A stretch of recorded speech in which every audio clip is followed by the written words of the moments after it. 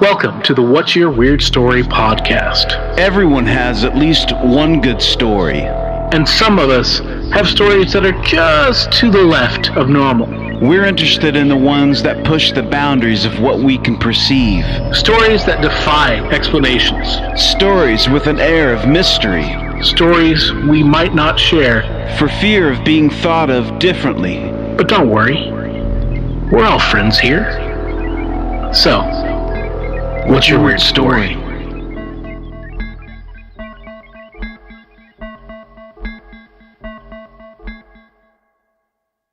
Hello. Hey, everybody. How you doing? Welcome to the What's Your Weird Story podcast. I am Adam Beebe. As always, with me is my homie, Barry Johnston. What is happening, man? Happy 2019. Yeah, dude. Happy New Year. How's it going so far? It's been, fairly uneventful, which I guess is good for me. That's good. That's good. I try not to let myself get too up, Yeah. or you know what I'm saying? Too far removed from myself in thinking that I'm going to change a bunch of stuff. You know what I mean? I've those days are past me. So no resolutions. No particular. Fuck that. Okay. No. But I do sort of have an honest discussion with myself about shit that I do need to get right. You know? Yeah. And I think that I hear that. That's more important than, because the resolution thing is it to me is kind of like the equivalent of people on Facebook thoughts and prayers. You know what I'm saying? Yes. That kind of shit. So I think that taking that out of it, putting a little bit more, time and effort into exactly what you're trying to accomplish for the year. Now, you're not always going to be successful, but I think it's important to keep moving forward, So agreed. Yeah, dude. Like I don't know if I necessarily gave myself a resolution per se, but I definitely put myself, I'm trying to be more, positive and to eat better and all those general things. Right. Last year, was a pretty remarkable year when you look back on it and you see what we were able to do with the podcast. Of course, we've got more downloads than I ever thought would be imaginable. Oh, yeah. Definitely. I think we were over. You redid the stats for us, and it looks like we're well over 3,000 for the year. Yeah. And we started in August, so that's pretty amazing. Yeah. And we had the very last week of August. Yeah. I mean, so not even 4 ish, roughly 4 months. Yeah, right. But quarter of the year. I mean, that's pretty crazy. It's really cool, man. And it's cool because we never really set out to. I mean, our discussion to start the podcast was literally a text message, you saying, "Hey, dude, want to do a podcast?" And I was like, "Yeah, that sounds cool."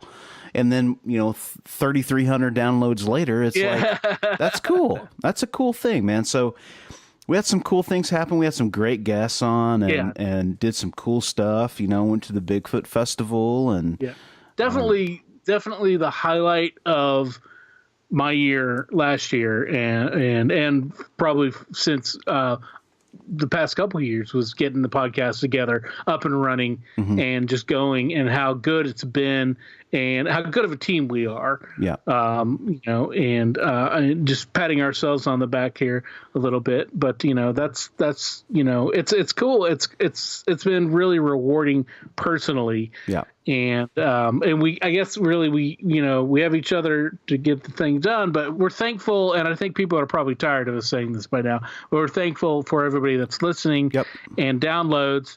Actually, we found this out over the holidays, is that over 3,000, that's just downloads. We don't know how many people who've just listened. So it could be, a million. Probably not. It could be more than Yeah, that'd be incredible. It's been awesome, and it's been really encouraging, and it's and a lot of it has to do with our natural chemistry of just knowing each other forever and being friends. And that brings me around to today's guest, because we have 2 guests. Yes. And they are also a couple of guys who have been friends for a long time. And they've got some really cool stories. One of them is where they went on an adventure together, and then that's Micah and Gary are their names. And then Gary has some other adventures that he tells about. And Micah is just a font of knowledge that has no bottom. and I always enjoyed talking to Micah. Yeah. Yeah, you can tell that he's a super smart dude. Oh, dude. I've known Micah for a long time. I knew him from when I was in college at East Carolina University. We went to the same comic shop there. Mm-hmm. And also I worked at the record store there, and he would come in. And when I worked at a movie place, he would come in there, and we'd always talk and stuff. And then when I worked at the comic shop that I eventually took over, he would come in there and he would hang out and we would talk for hours. We would, after hours, we would sit there and watch movies, and Micah can lecture you on movies because that was part of his job. He was a professor of literature and English, but he also did a lot of film stuff. And he could tell you just so many things and so many just incredibly obscure and bizarre things. And he's got other stories that he didn't even get into that I need to pry out of him because I don't think Micah realizes that they're weird. Yes, right. Well, and these stories that are coming up are pretty cool, man. And they are. I'm just so glad that we got to get him on and his friend Gary and meet those guys, and it's going to be fun. I can't wait for the listeners to take a listen. Well, let's stop being so long-winded about it all. And let's get into it, and let's bring our guest into the studio, the virtual studio. And we had a little bit of choppiness here at the beginning of the interview, but it smooths out. I just want to point that out to our listeners. We worked on getting it flattened out as best we could, so I'm sure Barry's done a great job. Without further ado, here is Micah and Gary. So, Micah, Gary, what's your weird story? Okay. Wow, this is going back maybe in the 1990s. I recently was employed at Pitt Community College from like 91 till this past spring. And I don't know how it came up, as these things I would bring up in class that had nothing to do with the lesson. But this student of mine, this girl told me that between Greenville, North Carolina, where we live, and Washington, North Carolina, where Gary lives, what's that little town there, Gary? Bethel? No, not Bethel. Grimesland? No. I don't know. There's a little town there. Yankee Hall? No. There is a Yankee Hall, actually. Okay. That's one of those. But it's a little place there, and she said there's a haunted house there, right? There's a house that's haunted. Stokes, yeah. So I don't know exactly how we got the bearings. Come to think of it, I don't know if we even went to the right house. As it turns out, it had to be, but it turned out pretty weird anyway. So Gary and I went to this house, to investigate,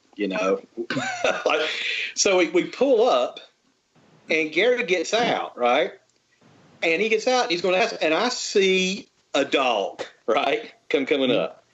And I don't know what the deal with this dog is, but, I'm going to err on the side of I'm staying in the car, right? And so this dog's out.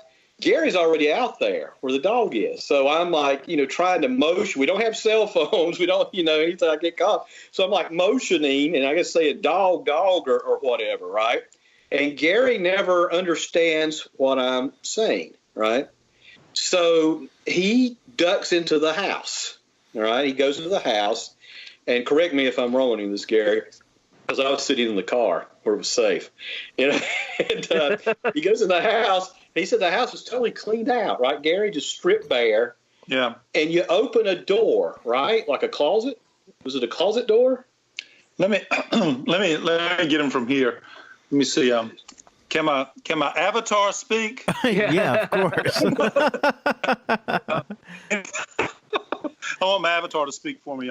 Hello, guys. No, but anyway, what had happened was Micah drives up, and I'll add some that I felt like he was leaving out because it kind of be unclear. But anyway, we drive up, and it's beside the house, and it's an old farmhouse, 2-story farmhouse. Mm-hmm. But it looks like it's recently been. Well, it's not an old house. It looks like somebody. I don't remember being 2 stories. I remember being one. It looked like 2 stories. It looked like a regular, Brady Bunch kind of house almost. I mean, just like a regular. It was wood though. Yeah, there was nothing particularly creepy about it, right? Yeah. Suburbia in the country. Anyway, what happened? You pulled up beside the house, and I said, "Well, I'm going to go." I'd gone into, we're in rural, we're in a country area, so there's a lot of houses. When I was growing up in the country, I used to go with my my mates, and we would go investigate houses, and try to find stuff in them, Yeah. But so I was used to doing that, as a kid. So breaking and entering, I think. Well, and that's the thing that I said to Mike. I said, I'm going to check the front door. I'm going to go check the front door, and it may be locked, but I said often in these cases the back door is unlocked. Mm-hmm. So if I find that the front door is locked, I'll go around the side of the house and come in through the back door if it's unlocked. And he said, okay, and that was the plan. So he was going to wait in the car, and I was going to go around to the side. If I came in to the car was beside the living room is what we were thinking. And I would just go to the window and I would motion for him to come in. So, we agreed. So I come to the front porch and I'm checking the door on the front porch. And that's when Micah starts motioning to me. So he's like pointing at something beyond the car, which I can't see. And he's mouthing it because he's across from where you can turn the car and get the window to come down. So he's mouthing it, but there's a glare on the window and I can't see what he's mouthing. The only thing that I'm seeing is that he's pointing, and I'm thinking he's saying, try the back door. Oh, okay. Oh, he's saying dog. But by the way, Gary never sees the dog.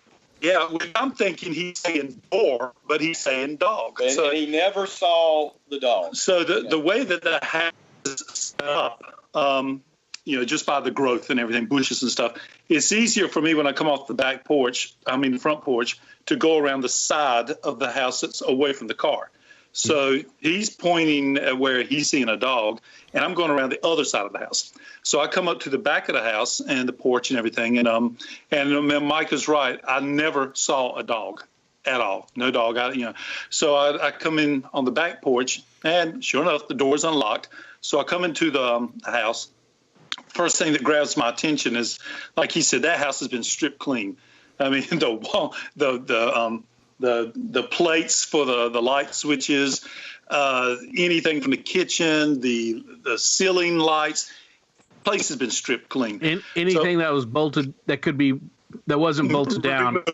Yeah, it was like people who had got a house to rent to own, and they decided they had put about 3 years of rent into the house, and now they were going to leave, and decided to take everything with them. But anyway, it was gone. It was stripped clean.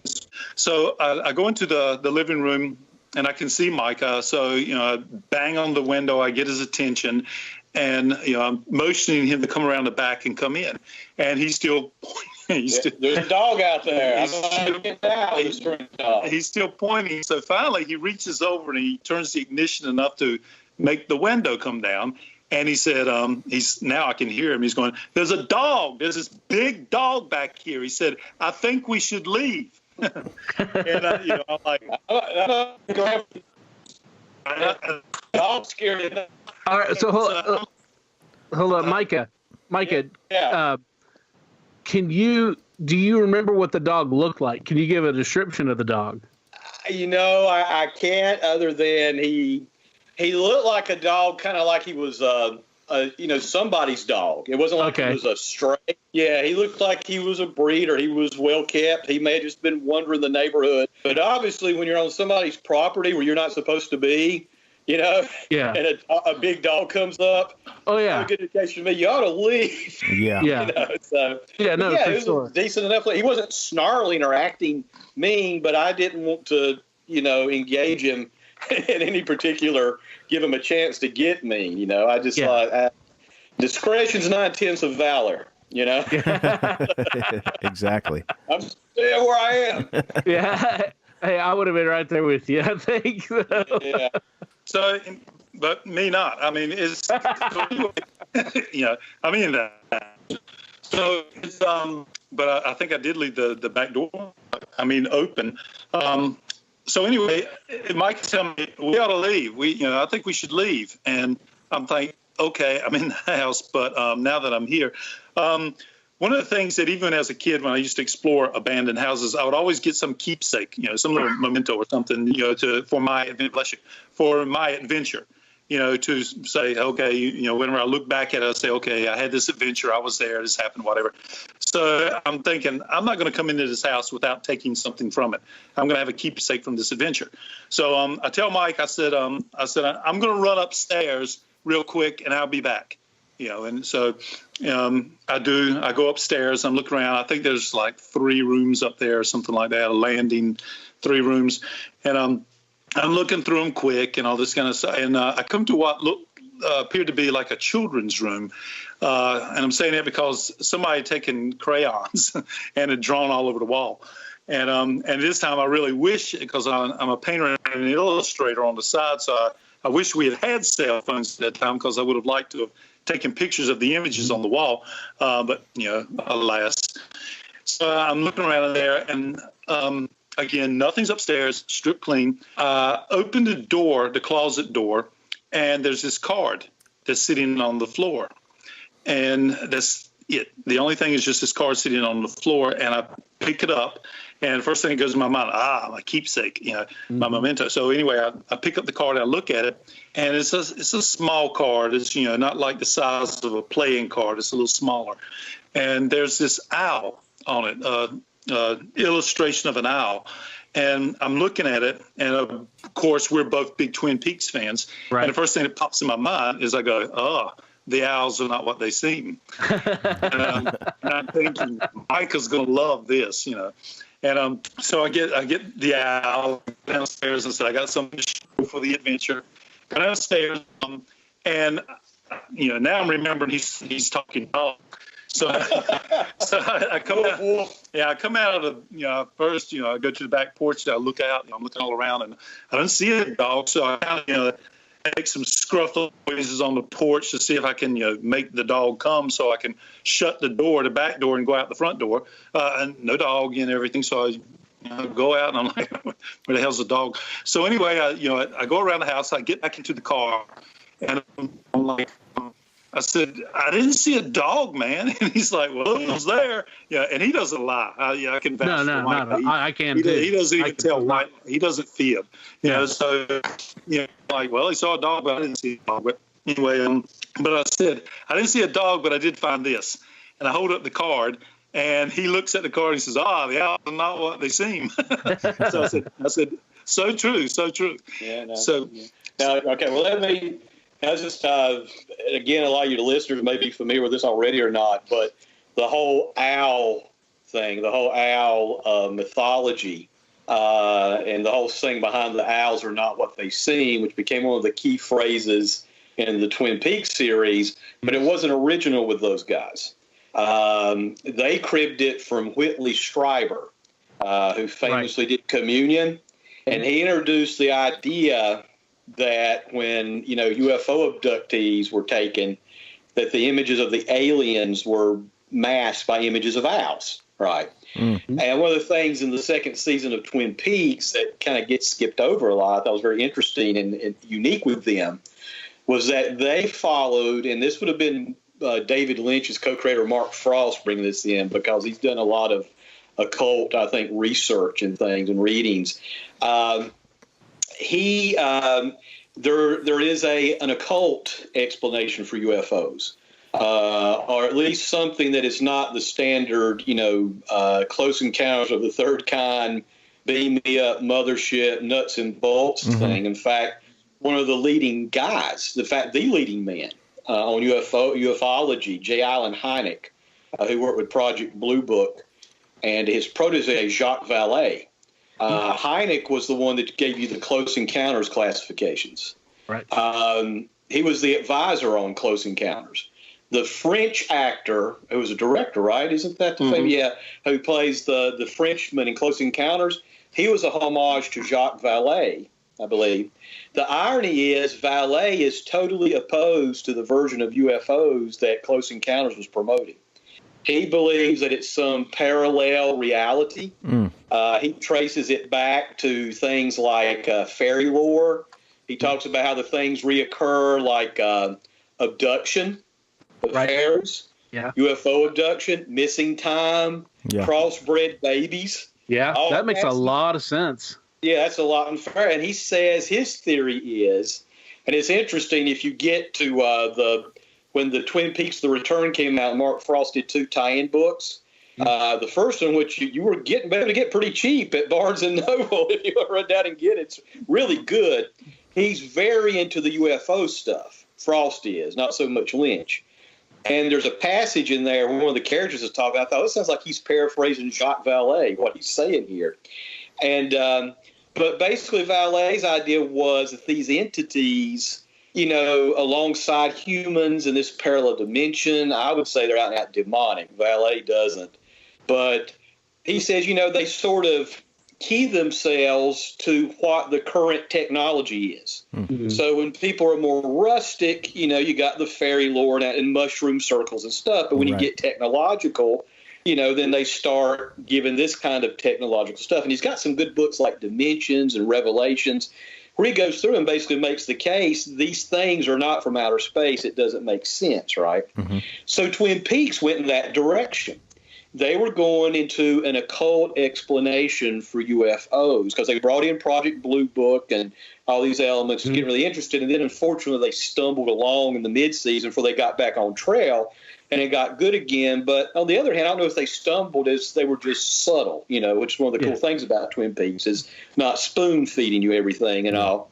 But that's how the owls are not what they seem got carried over into Twin Peaks, was from the UFO stuff and then this occult notion. Yeah. So you got this whole thing about owls, right? So years pass, and some of the you guys seen the movie The Fourth Kind? I think so. It is a creepy movie that you can probably get on Blu-ray for like $4. But I saw it in the theater, Adam, there in Goldsboro. Okay. And I thought I was watching some real. I mean, it was like it's kind of a take on the Blair Witch kind of thing. Yeah. But they really psych you at the beginning because that actress Mila Jovovich or something. Yeah. She comes out at the beginning and says, "I'm Mila so and so, and I'm, and then they have footage where like the screen halves, and you're supposedly looking at the actual footage. That's right. It was creepy, right? But it's supposedly about cases you find never happens. All fake. Yeah. But UFO abductions in Alaska. And yes. Okay. Is big. Okay. All right. So I'm going to turn you back over to Gary, who picks up. All right, now we've got the cultural story of UFOs and the occult background. So what happens next when Gary moves down across the state, down the road from UFO country? Barry, you just had an example of one of the main reasons I wanted to have Micah on here, because Micah knows a lot of cool stuff about a lot of cool stuff. That's awesome. And we always had the most incredible conversations there at the comic shop. I'm going to get business cards printed up that says esotericist. You need that.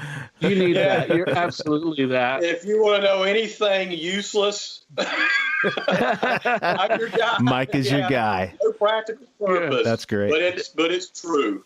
Yeah, or allegedly true. Yeah.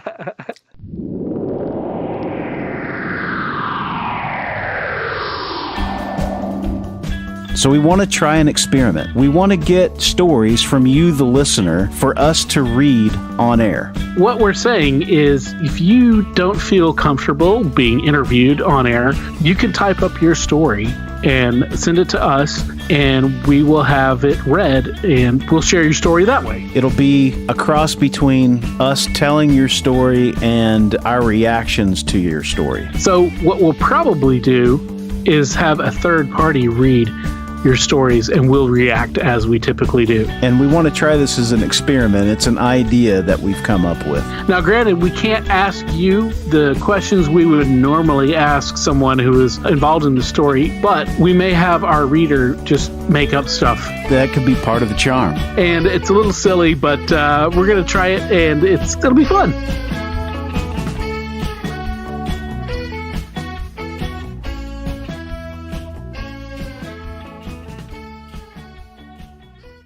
All right. Well, now Gary will take the narrative. It's a story from here on out. Cool. Okay. So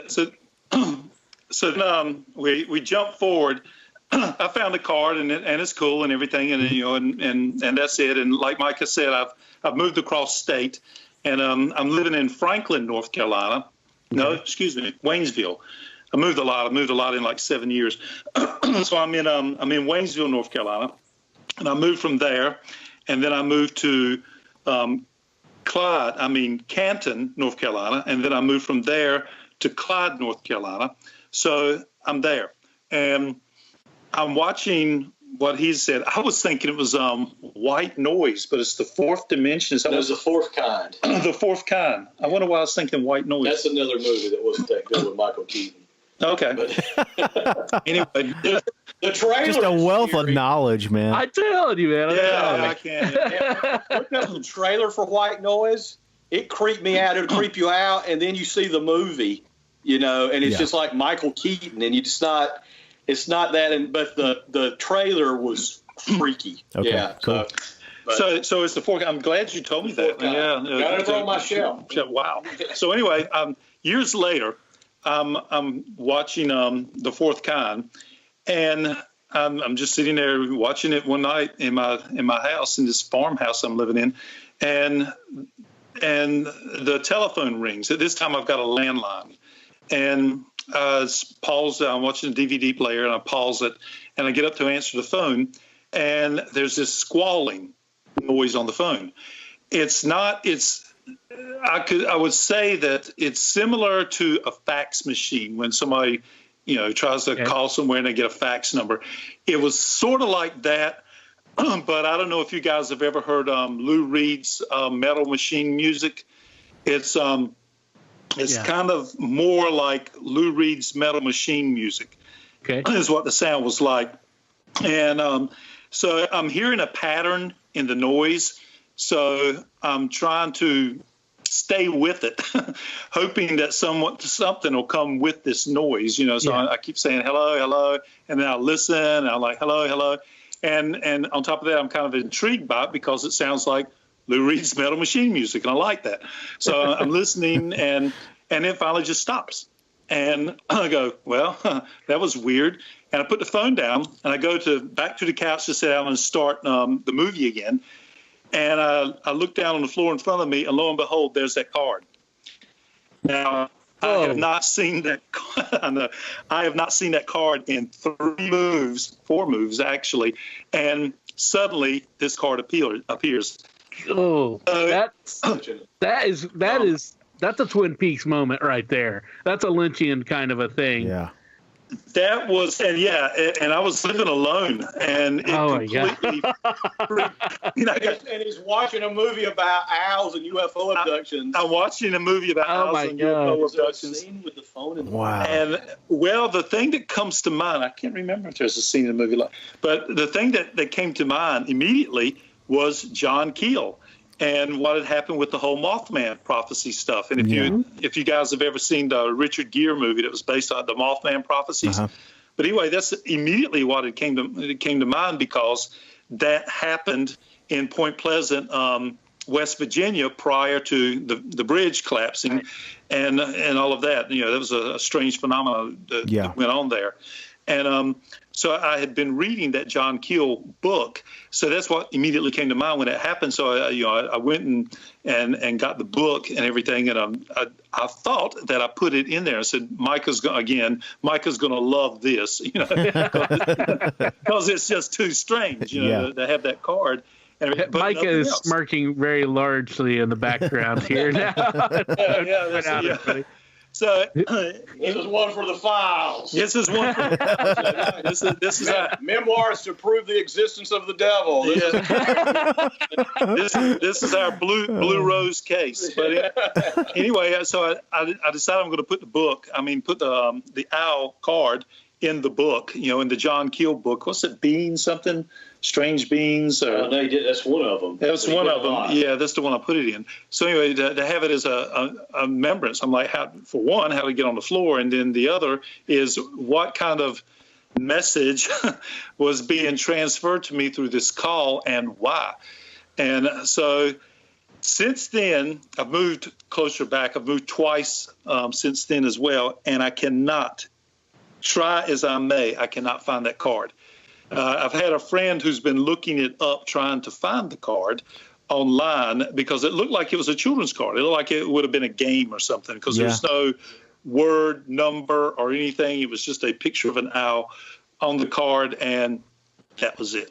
So I put that up and have not been able to find the card since. I am still wondering when I will find, or if I will find the card again, or if a phone will ring and I will, and there's also that fear within me that something was transmitted to me, like Montauk or something, that I've been programmed in some strange way, right? And that I'm going to be keyed at some point in the future to do something horrendous, and I'm hoping not, but then to take it further from that is, I was there's a friend of ours, Jonathan Claiborne, and he started a group in this area called Haunted Pamlico.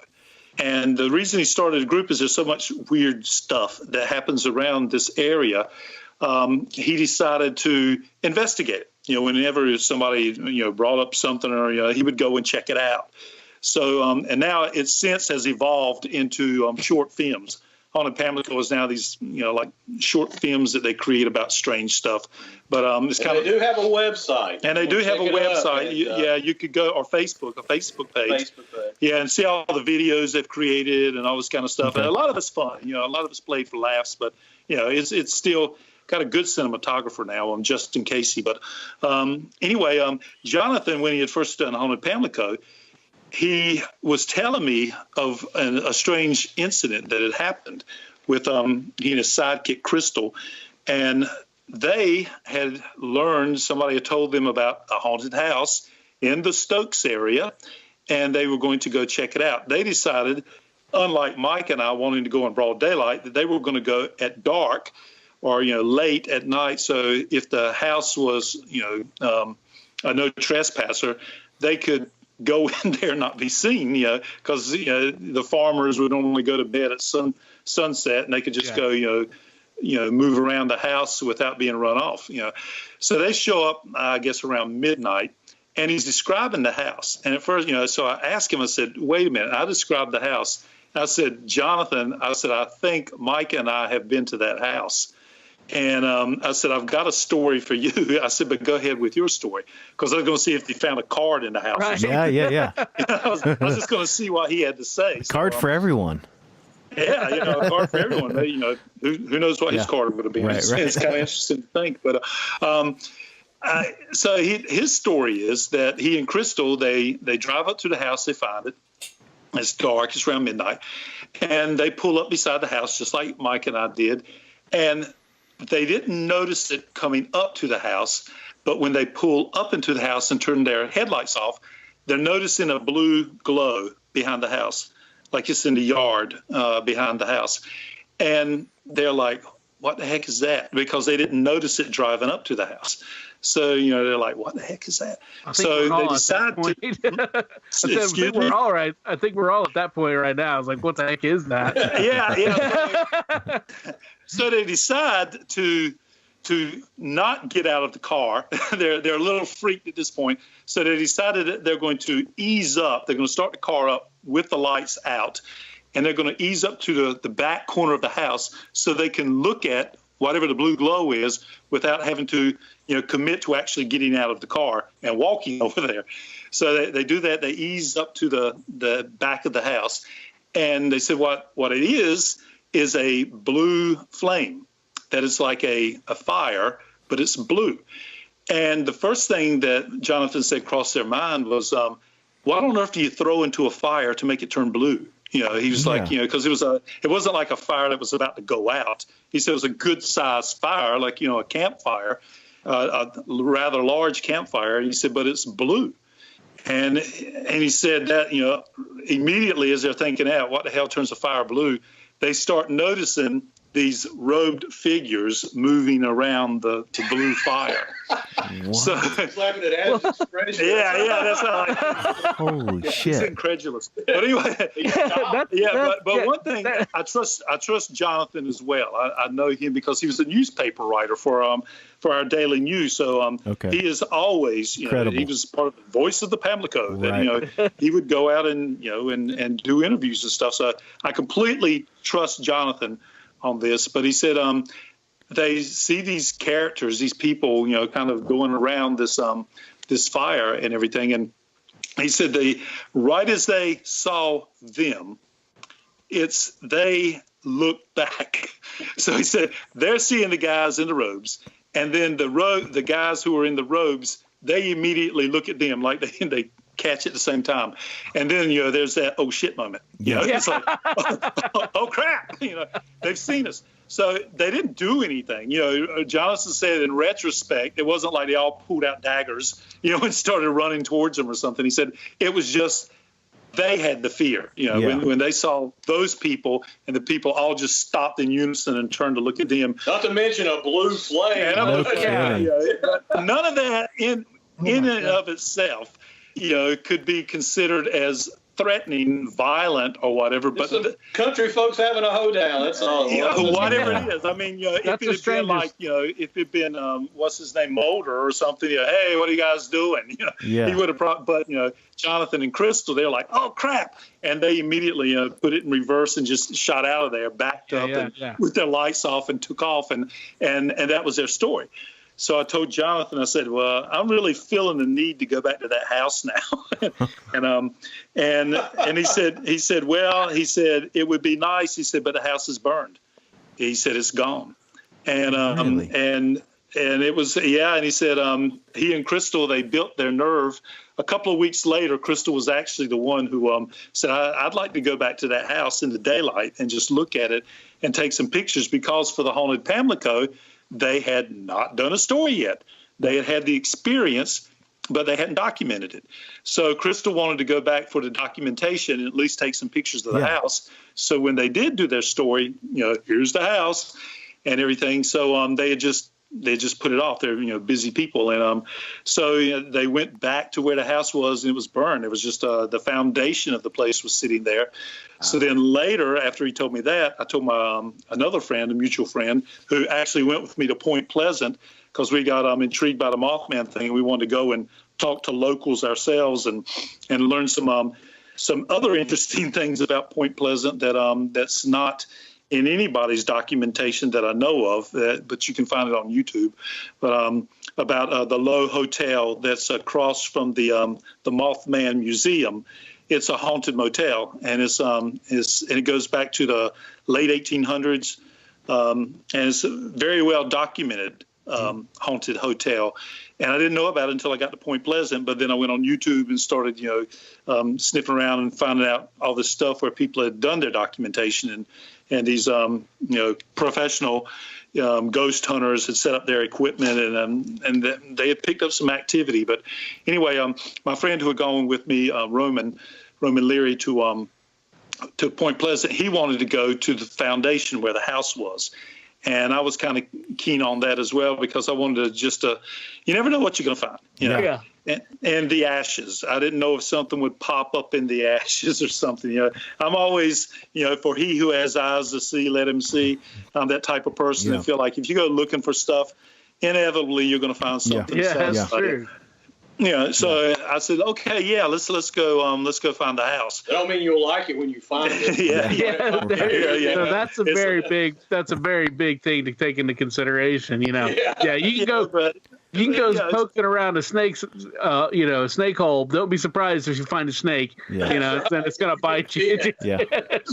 But yet, and still in all of this, I wasn't threatened by anything. I was more intrigued than threatened. So I wanted to go back and just and kind of rummage through the remains of what was there. Who knows, And so I take my friend back, and what do you know? The house has completely been plowed under, and there is a field there. There is no evidence other than a driveway that there was ever a house there at all. Totally gone. So that closes that chapter, on that. Other than I'm still, and even prior to this, when Micah told me about this podcast, because I'm still, when do you ever get totally moved into a new place? I mean, I live in a library, right? Yeah. I mean, I'm a book hoarder. Yeah. And so I'm still going through, when Micah told me about this, I was still going through boxes And any book, any Edgar Casey book, Aleister Crowley book, any book that I had in my library, Golden Dawn book, whatever, I'm going through all those books, Whitley Schreiber, any book that I have that I would in my right mind say, oh, the owl card should go here. Yeah. All my Twin Peaks books, cannot find that card. I was looking for it, and I'm still at that point. When is that card going to show up, why? It's going to. Yeah, why did it disappear? Oh, it will. It's going to. I think it will. Yeah. But I don't know. You might have an end of 2001 moment where it shows up. So he's looking at himself and he's 80 years old now. Big baby. Well, which this is, I guess it's kind of an interlude or something, kind of veer off the past. But this doctor with whom I work, he remembers, we were talking about Montauk, and he grew up in that area out on Long Island.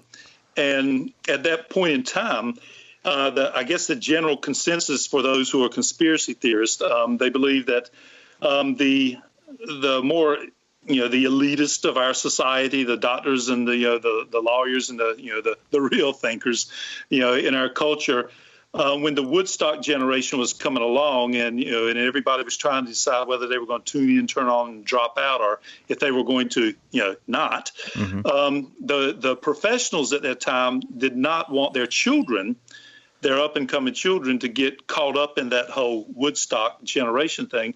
So the mythology of it, our new cultural mythology, is that these professionals would take their children to Montauk to have them conditioned and programmed to become overachievers, to not succumb to that, that type of thing. And I often wonder if the doctor with whom I work went through that, because he is extremely brilliant, but he's also an extreme overachiever.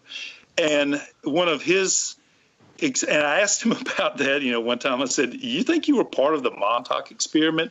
And he just kind of glibly said, I don't know. So, but he does. I just want to say, I wish I would like to reopen that experiment in the community college system, to get a few overachievers programmed. It'd be amazing, wouldn't it? Great to see that. Maybe it should be reintroduced into our society. Yeah, maybe, But his thing was that I asked him, he believes that he had been abducted, because this is another phenomenon that people talk about, is that this town, I forget the name of it, Long Island, towards the end of it.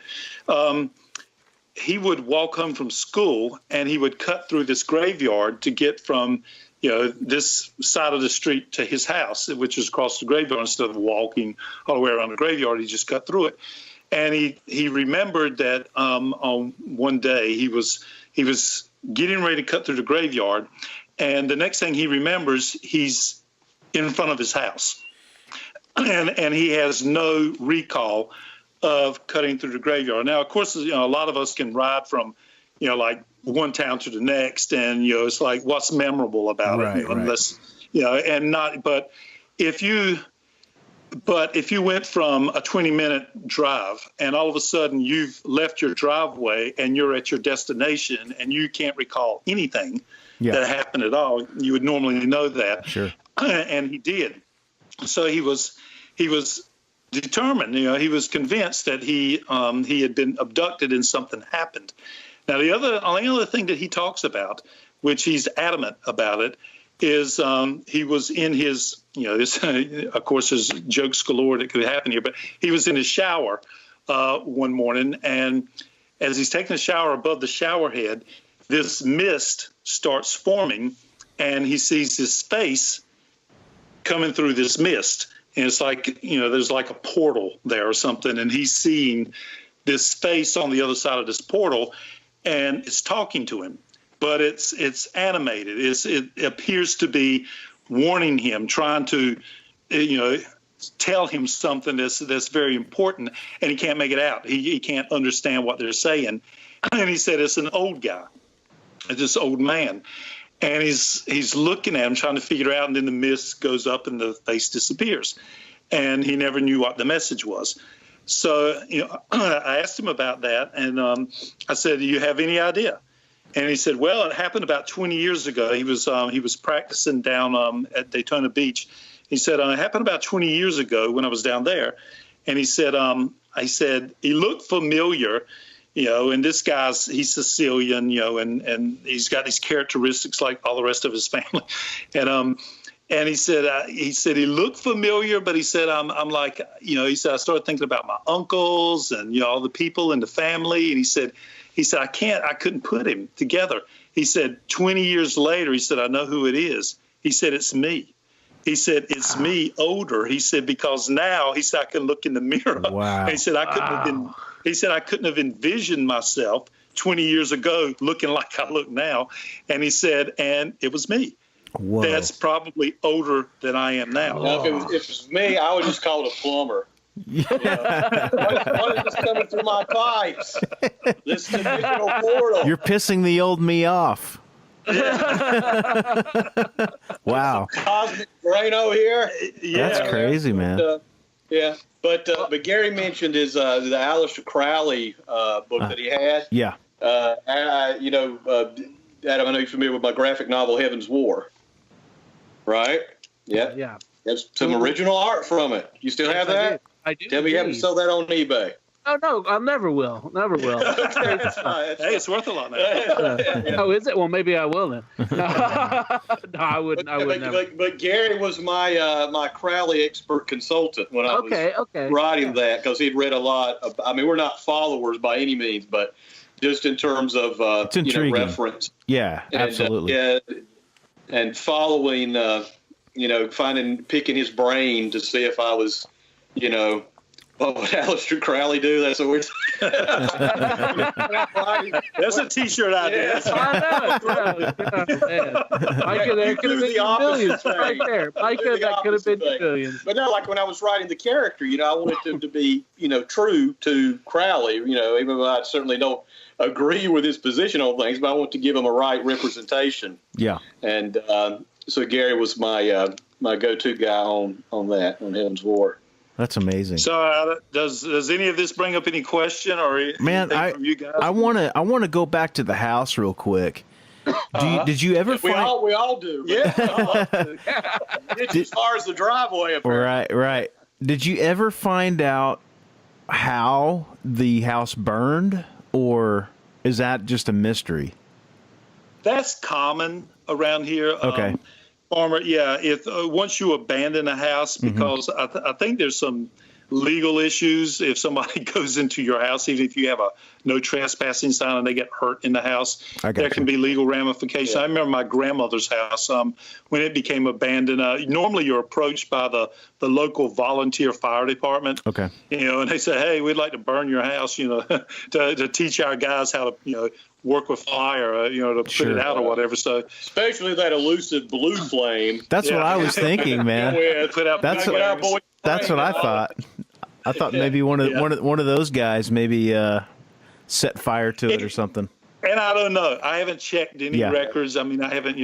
While we were talking, I've never really thought about it, but I think the thing to do if anyone was so inclined would be to research that house in local newspapers and things. See did anything happen there? Could you find a deed of records to see who owns the land, who used to live there? Right. What's the story? Is there some event? I never thought to ask my student at the time, hindsight's 20/20, 25 years later, why is this house supposedly haunted? Yeah. It's like, it's just like, why are people saying it's haunted? What are the stories? So if she knew that, right? Other people have got to have some kind of story going on about this. And somebody told Jonathan about this house. So yes, Jonathan who told. If anybody had the inclination, I don't have enough time to pick lint out of my navel, as far as investigating this stuff. But it would be an interesting thing, for somebody to look into if you were, had world enough and time or whatever to look into it. Yeah, that's cool.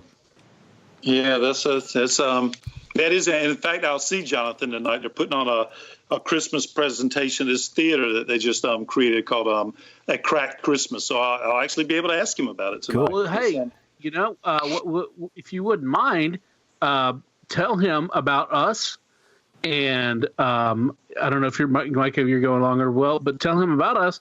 And if he feels like, if he wants to contact us and be on the show, we'd love to talk to him about this or any of these other things that he's done. And, that'd be fantastic because we're always looking for, new people to talk to, new guests.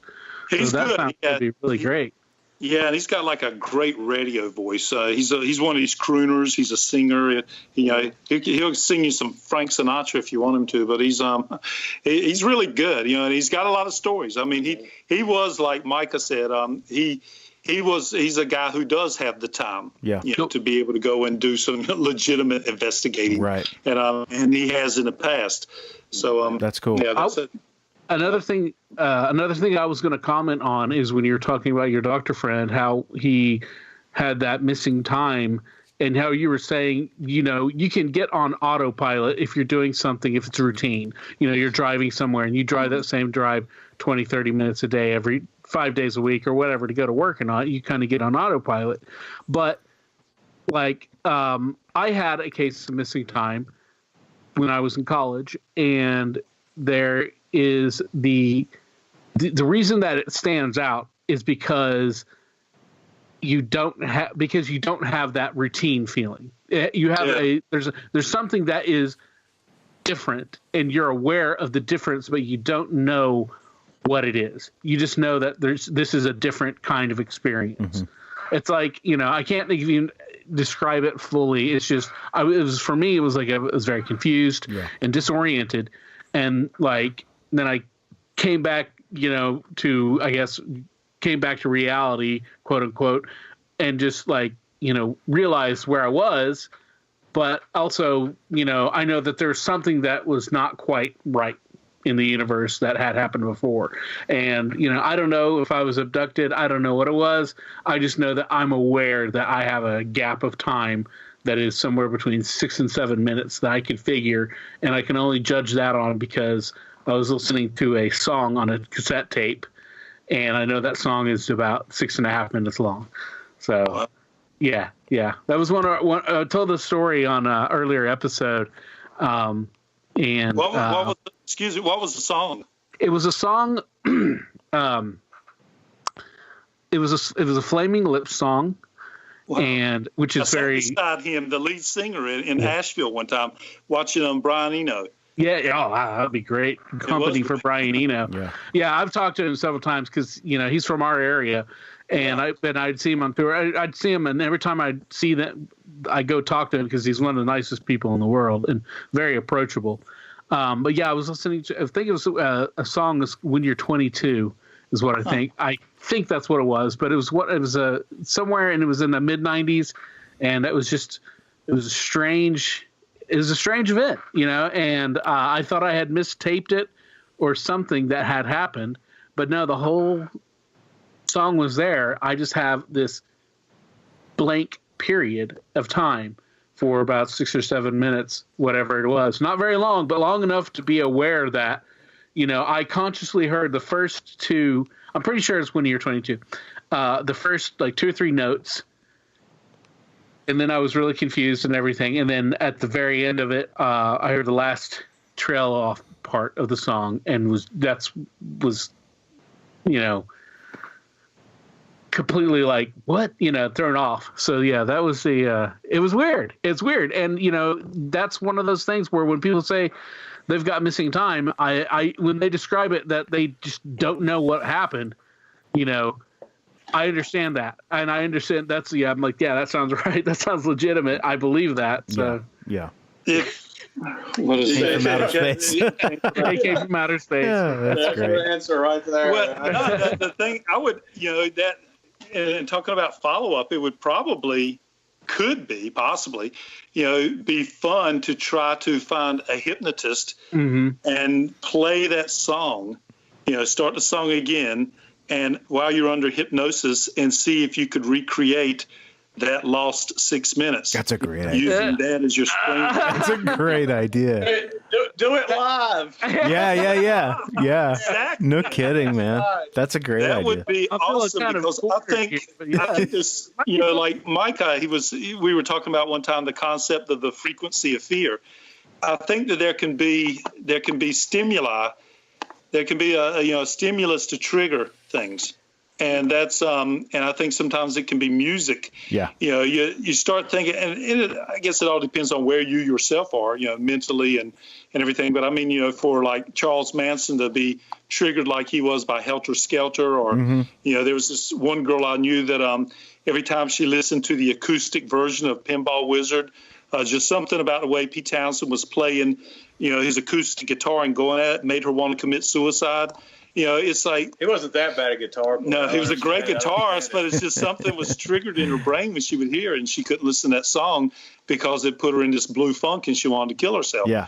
So I wonder that some people have these receptors in their brain, and they're triggered absolutely by certain notes, or something, and that's where it would be interesting to see if you could recreate that. Yeah. I've listened to the song several times before and I immediately rewound the tape and listened to the whole thing again, and it was all there. And so I've listened to it several times over the years, but also around that same time in that area that I was, I had seen at least twice in the same kind of a year or two span, several different, lights in the sky kind of events and UFO stuff. And I had a friend who had a similar, story where he had missing time, and he was going to school at the same place just about 4 or 5 years earlier. And, same kind of general thing happened to him.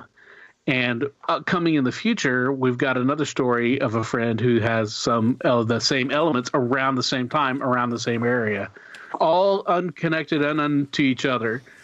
So, where is the university? Where is the university? No. No, it's in Southwestern Oklahoma State University in Weatherford, Oklahoma.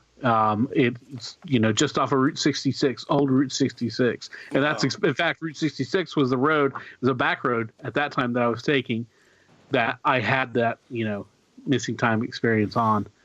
So wow, yeah. Your kids on Route 66. Yeah. Yeah, you have to go back. Like I said, I think it was our 6th episode. Yeah. My friend Mark told his story, and he had told me the story prior to my experience, and I then had my experience, and always wanted to tell him about it, but never got around to it or never saw him because I hadn't seen him for like 20 years or whatever. And we got him to be a guest on the show there early on, and he told his story and I told him mine. That was, a continuation kind of in the same vein of the similar events. And it's weird. And that's one of the things that actually prompted us to do this kind of a format, this kind of stories, this genre of podcast, because it's a great concept you guys got for this podcast. Your whole approach and everything to it. It's just a lot of very fun, relaxed kind of stuff. Fun. Thank you, man. Yeah, very nice. That's what we're going for. So yeah. Well, we're all trying to connect the dots. Right. Yeah. Right. Yeah. But and another thing is, we're trying to connect the dots, and one thing we're trying to do here is we're trying to connect with people, because we all are on our phone all the time, or we are online all the time. We're not connecting. We don't see each other. That's why we like using the video feed as well when we're talking, because then we can see your face, and Micah can laugh at my gawking reactions and stuff like that. We experience it. We connect like we're supposed to. Yeah, it's a good idea. Right. Good idea. Yeah. No, it's been great so far. We've enjoyed it. So, and it just keeps getting better. Great guests like you guys. I mean, seriously, the guests make the show. It's just we're there to ask questions and laugh and throw our 2 cents. I'm hoping the two Marks from Weird New Jersey will start something like this, because there's a lot of us. I'm currently doing that. Whenever I get time off, I run up to New Jersey and I go to all the places that they talk about. Cool. Right. and look for experiences. Yeah. And that's and one that I was recently up there to see the Devil's Tree, and it's interesting when the things actually happen. Yeah. You're reading about it in the book and you're like, okay, somebody had but whatever, and then, but you go yourself and it actually happens the way they describe it in the book. And that's crazy. And then you go. Well, I think we need to take the opportunity right here, right now, while we've got you, to have you tell us about this DevilTree and experience that you've had.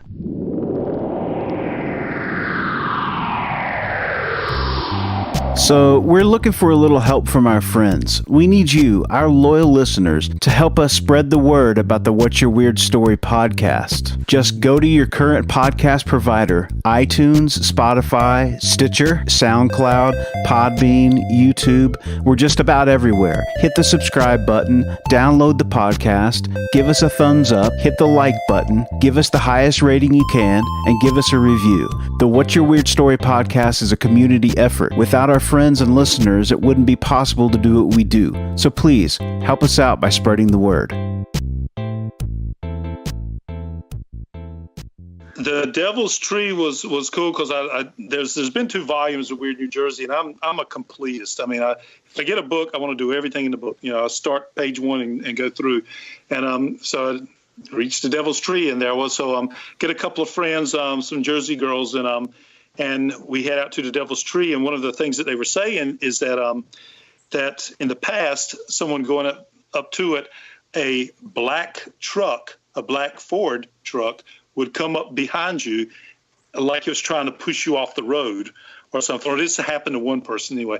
And then it passed them, and they realized this when they saw by the tailgate that it was a black Ford. And, and they had felt threatened that it was trying to run them off the road. And so when we go up to the tree and everything, there was no place to park except for on the side of the road. So we get off to the road, and right as we park off the road, we didn't notice it. I'm driving. I didn't see anything in my rearview mirror. But right as we pull off the side of the road, this black truck passes by us, and I'm getting out, and then one of my friends, Nancy, she's getting out on the other side, and the truck passes by us, and we both look, because we know the story. We both look at each other like, oh, shit. And then I look at the tailgate, and sure enough, it's a Ford. Wow. And the windows are tinted black. You can't see anything in the inside of this truck. Shit. And so immediately we're like, whoa. So then the truck, it goes on. And then Nancy's like, I don't know about this. So we start walking towards the tree. And out of nowhere, I mean, this is like a summer day, and this isn't Florida, this is Jersey. So out of nowhere, this rainstorm just comes up. I mean, this torrential rain, and just starts coming down on us, and we can't get to the tree. We had to turn around and run back to the car. So we're sitting in the car, and then the girls are like, well, I guess we're not going to be able to see the Devil's Tree. I'm like, I didn't I didn't drive 10 hours not see and get this close to the Devil's Tree and not have an experience. I'm going to get some bark off that tree. So anyway, the storm lets up. We wait about 20, 30 minutes, whatever. Storm lets up. We get out. We go up to the tree, and when we come up to the tree, we're standing around, we're talking, we're taking pictures of ourselves around the tree and everything. And all of a sudden, and I could send this picture to you because it's strange. All of a sudden, this foam starts coming out of the tree. And really, we're like, one of the girls looks at it and she says, what is that? And we turn around and look at the tree, and this foam is just like coming out of the tree, like something you would see in some, Roger Corman science fiction movie or something. And it's coming out. We're of course taking pictures of it and everything. We're like, that is so strange. So of course, we try to get close and smell it, see if it's, it has any fragrance or smell to it. Nothing, dumb or not, maybe who cares about flesh-eating bacteria when you're in the, when you're in the heat of the moment? But so I stick my. A lot of men make that mistake. No kidding. So I stick my fingers in the foam, and I bring it up. I start. No smell, there's no feel, no texture to it, nothing. It might as well be ectoplasm, but there's nothing to it. And and there's these markings. I mean, it's like dirt all around this tree. And except for right at the base of the tree, there's just like this stone with these like lines etched all in it, and which is Stranger Things. But you can't.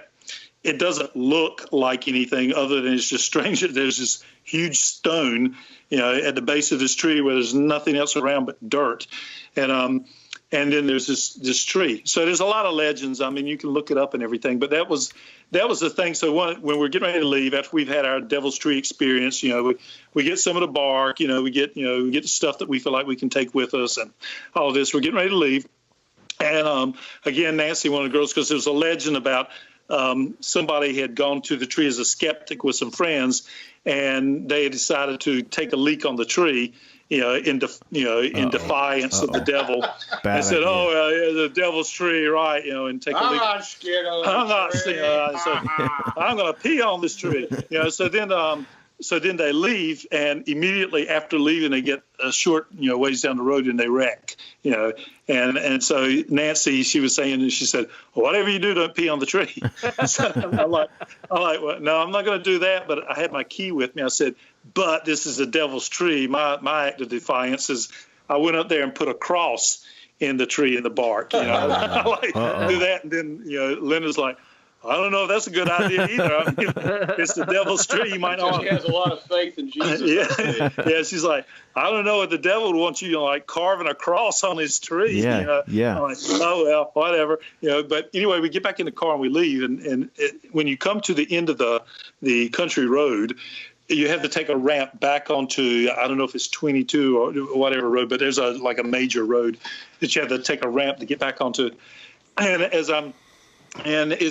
you have to come up and then you go in there. So as I'm coming onto the ramp, it's kind of a curb, and I'm not speeding. I'm not doing anything. And all of a sudden the car goes into a skid, which is like, this isn't winter. This is the summer. There's nothing and no reason. And all of a sudden I go into this skid and almost hit the guardrail. Whoa. And the girls are both going, when I finally, because I lived in the mountains, so I'm used to mountain driving. So when you hit ice, you immediately, you don't step on the brake, you lift off of everything and let the car kind of.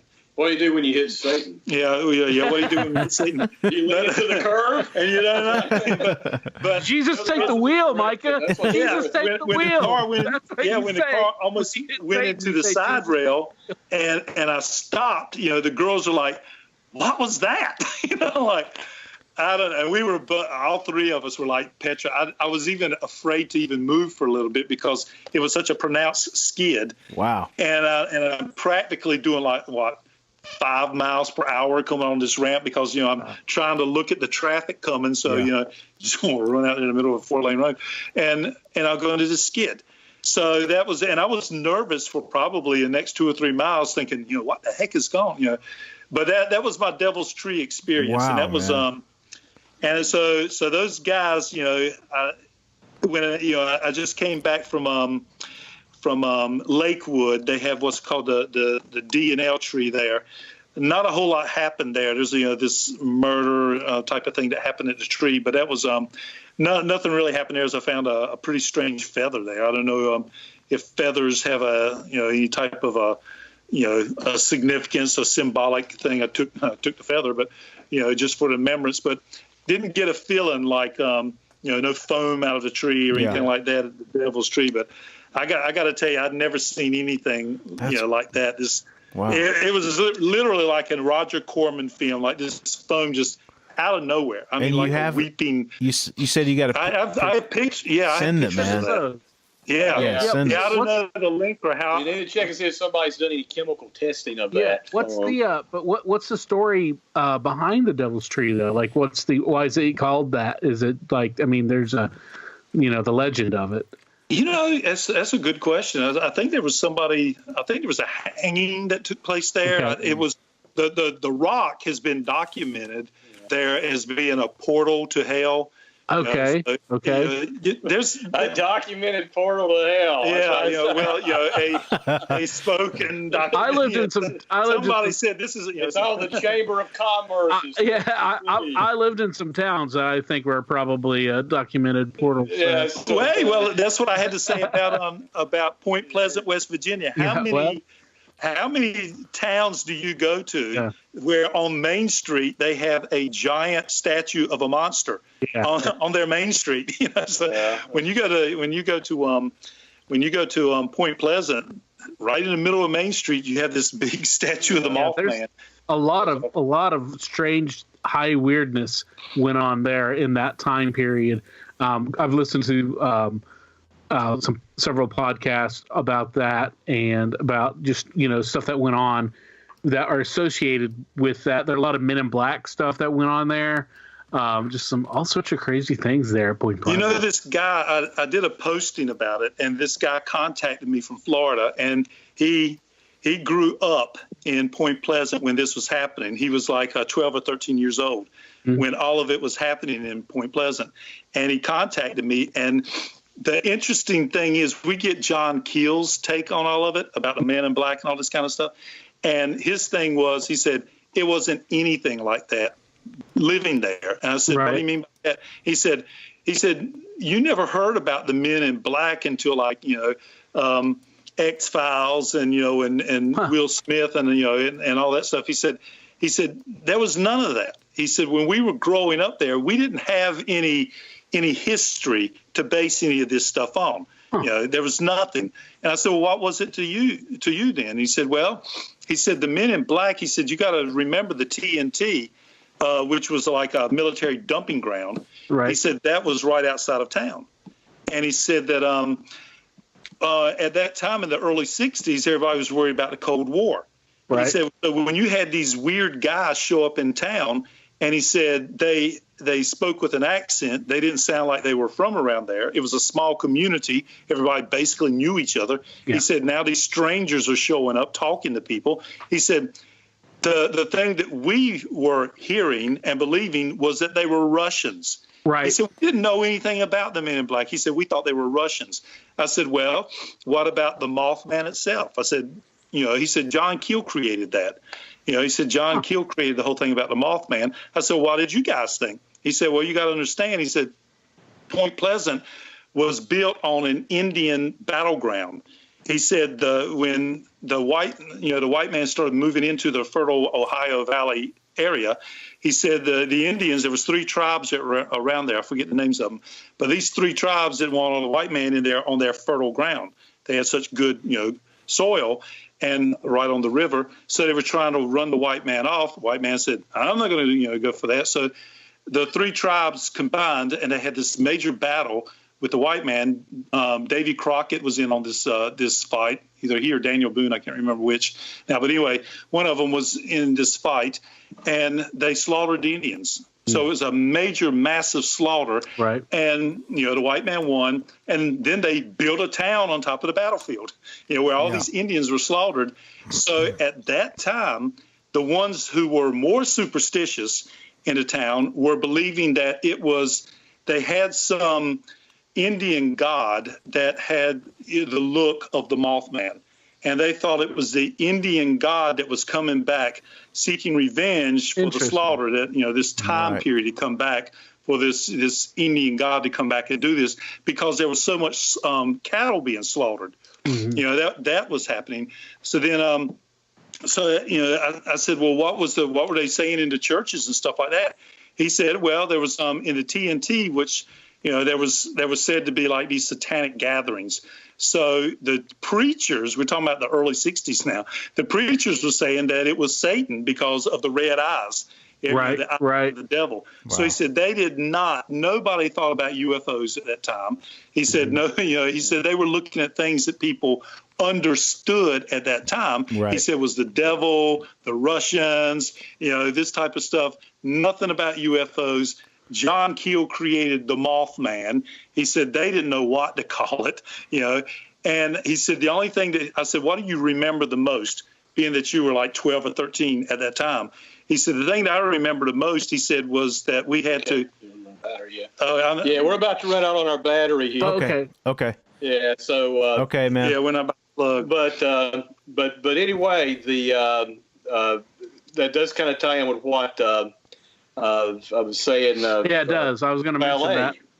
Ballet said. Still there? Yeah. Yeah, we're still here. Yeah.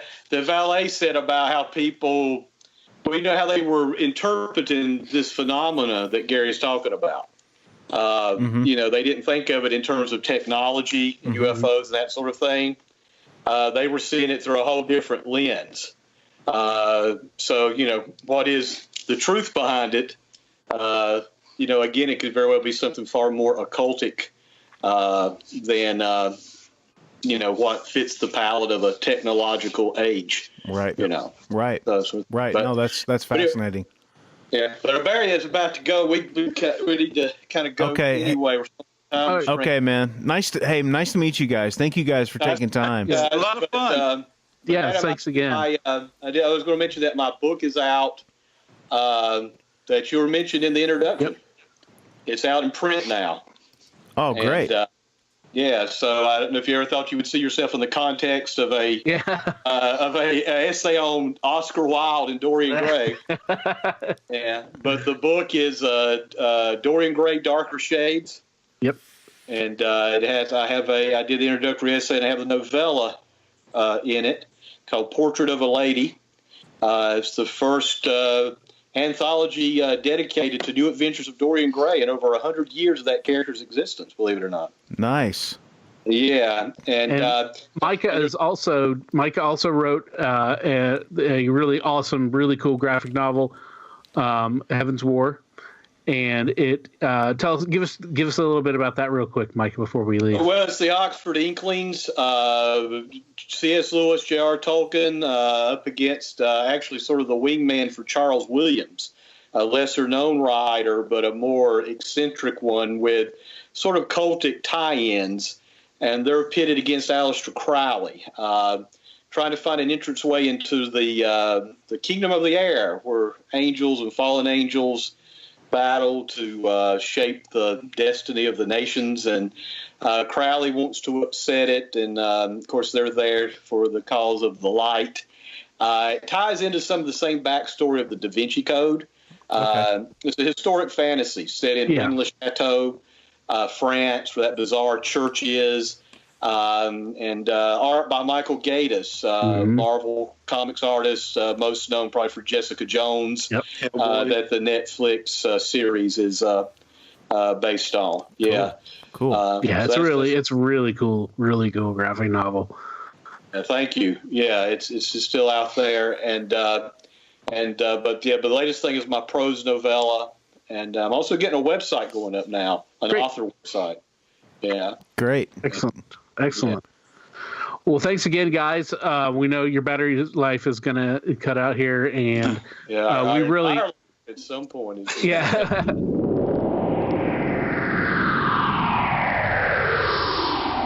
Hey guys, don't forget to follow us on all of our social media platforms. We're very 21st century. We're on Instagram at What's Your Weird Story. That's WATSYER Weird Story. We're at Twitter. We're at What's Your Weird. We got a Facebook page. It's the What's Your Weird Story podcast Facebook page. Just remember that our your is your because we're folksy.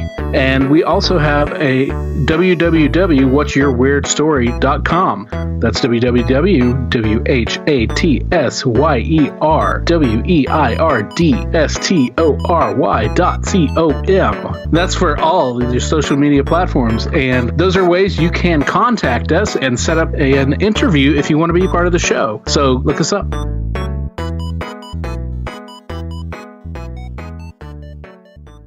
All right. Well, hey, Gary, Micah, thanks again for being on. It's too bad that the battery on your phone ran out there, because we know we could talk to you guys for hours. Definitely. And I know, Barry, you mentioned how you were very interested in this Devil's Tree. Yeah. We've got some photos that Gary sent us, so we're going to have those up on the Instagram and on the Facebook page.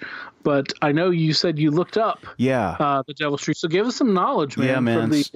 So this is from Wikipedia tree. Yeah, this is from Wikipedia. This is the Devil's Tree in New Jersey, and after we had talked to those guys, I was just kind of curious about it. So since it was such a public thing, I went and checked it out. So Anyway, from Wikipedia, it says the Devil's Tree is a solitary oak tree with some dead limbs growing in an undeveloped field on Mountain Road in Martinsville section of Bernards Township in Somerset County, New Jersey.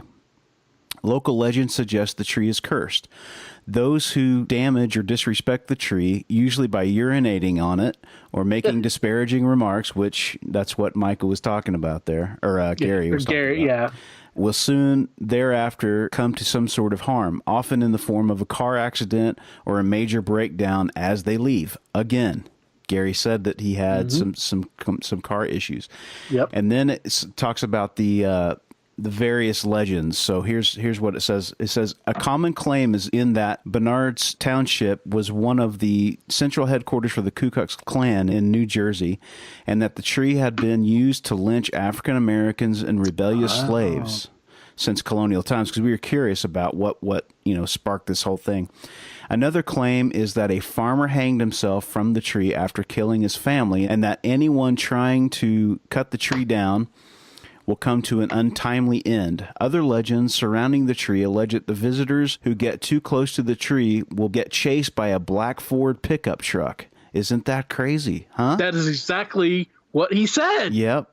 And so after you get chased by the truck, it says that it will disappear at some point. That is what happened. I know. Or that who touches the tree will find that their hands have turned black if they try to eat at a restaurant, which, he didn't say anything about that. But anyway, I just thought that was interesting. And maybe, if you guys are interested in that, you can go to Wikipedia, take a look. I'm sure there's other stuff on the web about that. But those guys, that was like a quick fire of like just so much information and so many stories. Yeah. Like, I don't even think that I'm going to have enough hashtags to put on this particular episode to cover all the ground that we've got here. From Montauk to the Devil's Tree to Haunted House to the Cult of the Blue Flame. Yeah, man. Yeah, that was crazy, man. I still wonder about who burned that damn house down, if it were those people, What were they doing out there? I don't know. It's just crazy. Crazy, man. Well, shoot, dude. Well, that was... Thanks a lot, guys. And I just wanted, to give a shout out to Micah.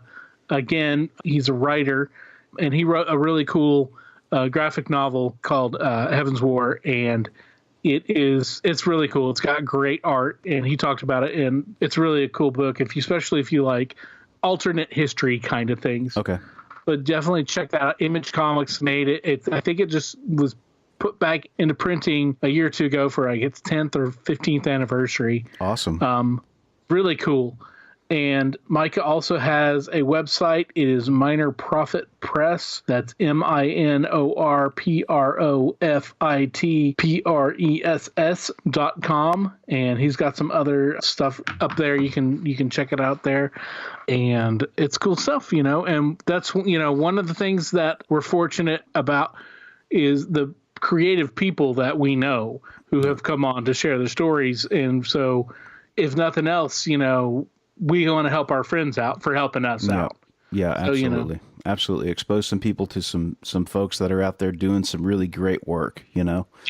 And if you can, support, those guys. And I'd love to have them back. I mean, get those guys back and share some more stories. So Definitely. Well, all right. Well, hey, everybody, thanks for sticking with us into this new year. This is our second episode of the new year. I think this is episode 20. I should know off the top of my head, but, hey, remember, we're always looking for people to interview. And I guess we call it an interview. We don't have a better word for it. But you guys know it's not an interview. It's just hanging out and talking. Yeah.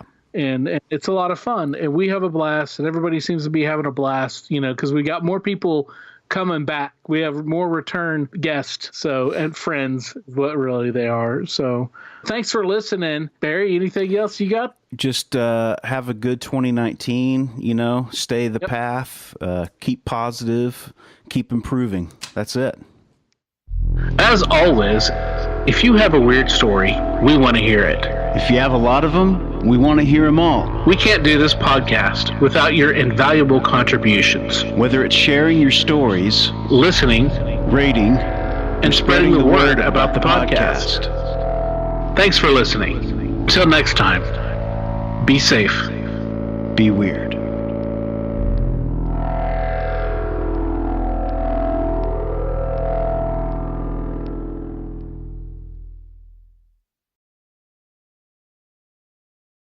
The stories presented on the What's Your Weird Story podcast are, to our knowledge, true experiences that our guests have had. We can't take the time to research all claims made, and besides, it's just not as fun.